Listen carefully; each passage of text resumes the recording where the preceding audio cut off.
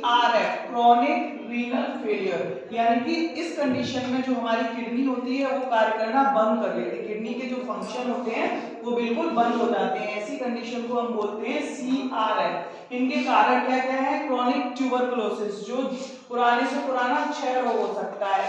Hypertension, यानी कि जो ब्लड प्रेशर रहेगा वो बढ़ा हुआ रहेगा। एंडोक्राइन डिसऑर्डर, जो अंतःस्रावी ग्रंथियों द्वारा कोई बीमारी, जैसे मान के चलिए डायबिटीज यानी कि मधुमेह हो सकता है। क्रोनिक ग्लोमेरुलोनेफ्राइटिस की शिकायत हो सकती है।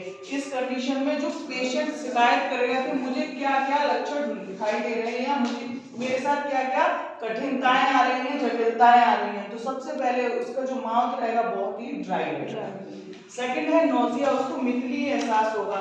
हाइपोटेंशन की शिकायत होगी उसको, हाइपरटेंशन की भी शिकायत रहेगी। कभी कभी उसका ब्लड प्रेशर बढ़ा हुआ फील आएगा, कभी कभी ब्लड प्रेशर डाउन फील आएगा। ठीक है, उसकी जो यूरिन आउटपुट है उसमें डिक्रीज होगा, यानी कि जो यूरिन होगी वो कम आने लगेगी। निमोनिया की शिकायत हो सकती है। कब? हिचकी, उसको बार बार हिचकी की शिकायत रहेगी। एनोरेक्सिया, ब्लीडिंग, कॉन्स्टिपेशन, कब्ज, सीवियर ईचिंग, उसको बहुत खुजली महसूस होगी, पूरी बॉडी उसकी जो होगी ईचिंग फील करेगी। एमेनोरिया, ये क्या होता है? ऐसी कंडीशन में 15 वर्ष तक की जो बच्चियां होती हैं उनको ब्लीडिंग आना शुरू नहीं होती है, स्टार्ट नहीं होती है, यानी कि उनको पीरियड्स नहीं होते हैं लगभग 15 to 16 ईयर्स पर भी। तो इस कंडीशन को एमेनोरिया कहते हैं। ठीक है, मसल्स पेन, यानी कि जो मसल्स हैं उनमें दर्द रहेगा। बोन पेन, हड्डियों में दर्द रहेगा। एनीमिया, खून की कमी रहेगी। ऐसी कंडीशन को CRF को हम किस प्रकार से डायग्नोस करेंगे? कौन कौन से टेस्ट होंगे? सबसे पहले टेस्ट होगा उनका ब्लड टेस्ट। ठीक है, ब्लड टेस्ट होगा, यूरिन एनालिसिस यानी कि यूरिन टेस्ट होगा, रीनल बायोप्सी होगी, सीटी स्कैन करा सकते हैं, MRI करा सकते हैं। इन टेस्ट से थ्रू हम क्लियर कर सकते हैं यह प्रॉब्लम है या नहीं।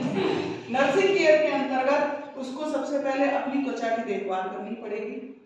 ओरल हाइजीन, यानी कि जो उसकी माउथ जो है उस पर विशेष ध्यान देना पड़ेगा।